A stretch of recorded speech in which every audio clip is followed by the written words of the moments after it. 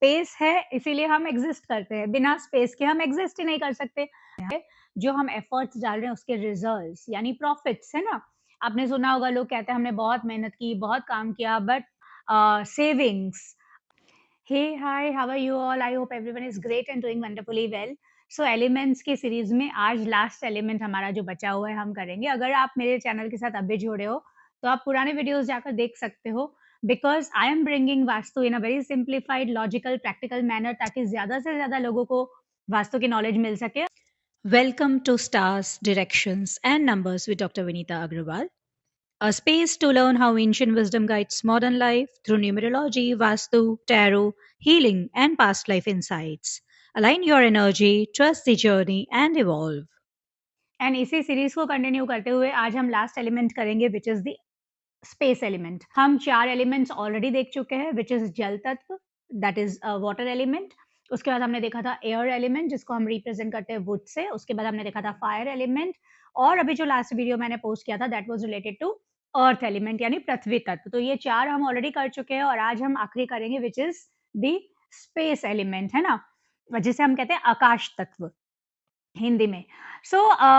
अगर मैं एलिमेंट्स की बात करूँ तो एक्चुअली डायरेक्शंस हैं क्या? डायरेक्शन बेस्ड तो इन्हीं एलिमेंट्स पर हैं, और इन्हीं एलिमेंट्स की नॉलेज के बेसिस पर हम वास्तु को पढ़ते हैं, जो मैंने बिगिनिंग में डिस्कशन किया था रिलेटेड टू, जब हम ये देख रहे थे कि वास्तु किस वास्तु का आधार क्या है ना? Solar energy, magnetic energy and gravitational energy वो आधार है, और ये 5 एलिमेंट्स को हम बैलेंस करते हैं इन तीनों के साथ, और उसी की पूरी स्टडी को हम वास्तु कहते हैं। स्पेस एलिमेंट कहाँ आता है? ये एक बहुत ही इंपॉर्टेंट जोन में आता है, जो है वेस्ट जोन, है ना। तो स्पेस एलिमेंट एक बहुत इंपॉर्टेंट एलिमेंट है, क्योंकि स्पेस है इसीलिए हम एग्जिस्ट करते हैं, बिना स्पेस के हम एग्जिस्ट ही नहीं कर सकते। अब आप सोच के देखो, अगर 2 चीजों के बीच की स्पेस चली जाएगी तो क्या हम एग्जिस्ट करेंगे? हमारा एग्जिस्टेंस ही स्पेस से है। स्पेस एलिमेंट एक बहुत इंपॉर्टेंट एलिमेंट है, और ये आता है वेस्ट डायरेक्शन में, west of south west direction में, west of north west direction में, एंड नॉर्थ वेस्ट डायरेक्शन में। यानी ये 4 डायरेक्शंस आते हैं स्पेस एलिमेंट में, है ना। ये 4 डायरेक्शंस को रिप्रेजेंट करता है स्पेस एलिमेंट। अब ये एलिमेंट या ये जोन हमारी लाइफ में क्या लेकर आता है ना, इसकी क्या बेसिक कैरेक्टरिस्टिक्स है। सबसे इंपॉर्टेंट चीज प्रॉफिट्स एंड गेन्स का डायरेक्शन है ये। This is the direction of profits and gains. तो वेस्ट एक बहुत इंपॉर्टेंट डायरेक्शन है हमारी लाइफ में।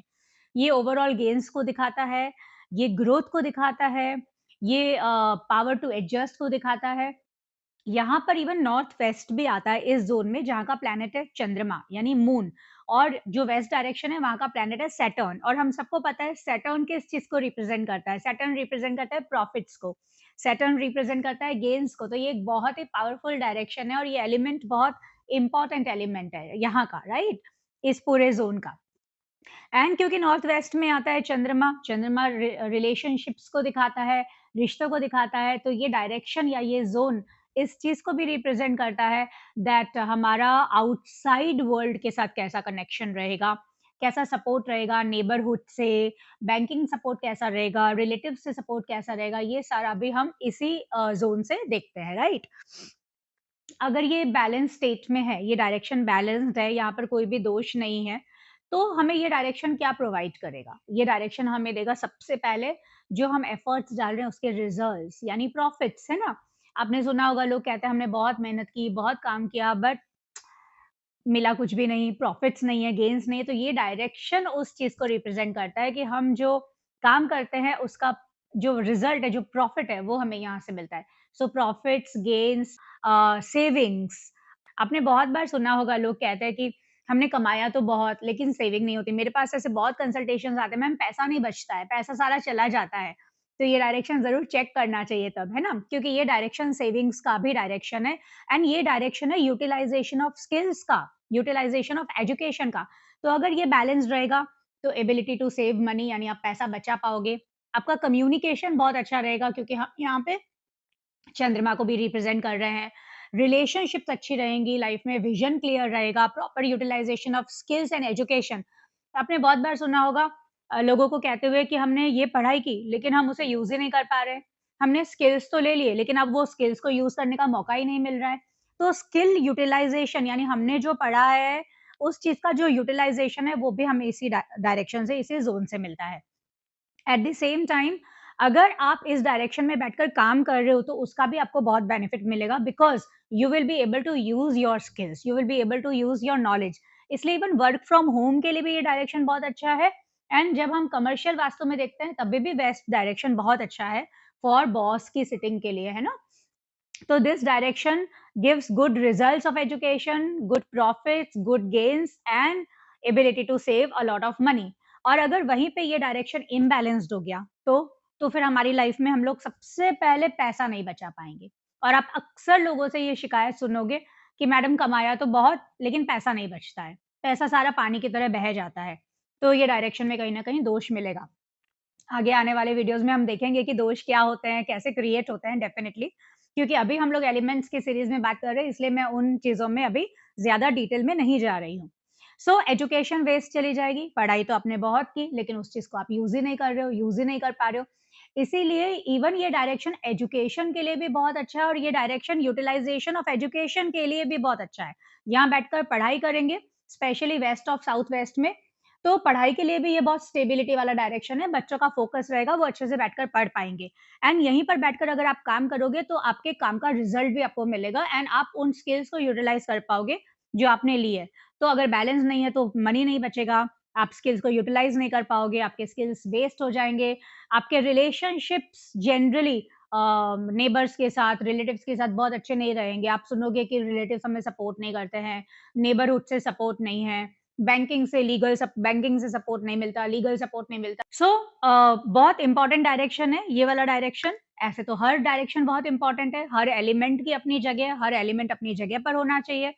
वो हम अगले आने वाले वीडियो में देखेंगे कि हर एलिमेंट की हम जगह तो देख चुके हैं, अब हम ये देखेंगे कि फ्रेंडली एलिमेंट्स कौन से हैं और एनिमी एलिमेंट्स कौन से हैं। यानी हमें ये समझना बहुत ज़रूरी है कि कहीं हम अपने घर में उल्टे साइकिल तो नहीं चला रहे हैं। तो cycle of creation, cycle of destruction, cycle of control समझना हमारे लिए बहुत ज़रूरी है कि कहाँ पर क्या आना चाहिए, है ना?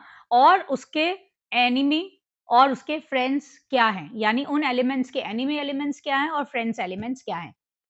तो ये डायरेक्शन में 4 डायरेक्शन आते हैं, जैसा कि मैंने बताया इस ज़ोन में west, west of south west, west of north west and north west. यहाँ पे 2 प्लैनेट्स रिप्रेज़ेंट होते हैं। वेस्ट में होता है सैटर्न यानी शनि, बहुत इंपॉर्टेंट डायरेक्शन है प्रॉफिट्स के लिए, गेन्स के लिए, है ना? एंड सेविंग्स के लिए। और नॉर्थ वेस्ट में रिप्रेज़ेंट होता है चंद्रमा, मून, जो कारक है रिलेशंस का, है ना? इसीलिए यहाँ से हम रिलेशंस भी देखते हैं। सपोर्ट भी देखते हैं बिकॉज़ मून कारक है पार्टनरशिप का, सपोर्ट का, तो यहाँ से हम सपोर्ट भी देखते हैं। इस पूरे ज़ोन का कलर है व्हाइट, है ना? सफ़ेद। एक्चुअली स्पेस एलिमेंट हर जगह एग्ज़िस्ट करता है। चाहे आप कोई भी डायरेक्शन ले लो, it exist everywhere because space है तो सब कुछ है, एक तरह से देखा जाए तो, है ना? लेकिन स्पेस को रिप्रेज़ेंट करने के लिए हम मेटल लेते हैं यहाँ पर। मेटल से उसको रिप्रेज़ेंट करते हैं। जैसे हमने देखा था एयर को हम वुड एलिमेंट से रिप्रेज़ेंट करते हैं, वैसे ही हम स्पेस एलिमेंट को रिप्रेज़ेंट करते हैं मेटल से। हमें अगर स्पेस मापना है, तो हम एक एलिमेंट लेंगे, तो हम यहाँ पर मेटल एलिमेंट लेते हैं और मेटल से रिप्रेज़ेंट करते हैं स्पेस एलिमेंट को। यहाँ का ओवरऑल कलर है white end of white, light, very light grey. और इसीलिए क्योंकि स्पेस तत्व एक्चुअली हर जगह पर मौजूद है, हम ये कलर अपने पूरे घर में करवा सकते हैं, which is light, white, of white, pearl white, lightest of grey shades हम ऑलरेडी कर चुके हैं, ये हमारा 5वां एलिमेंट है।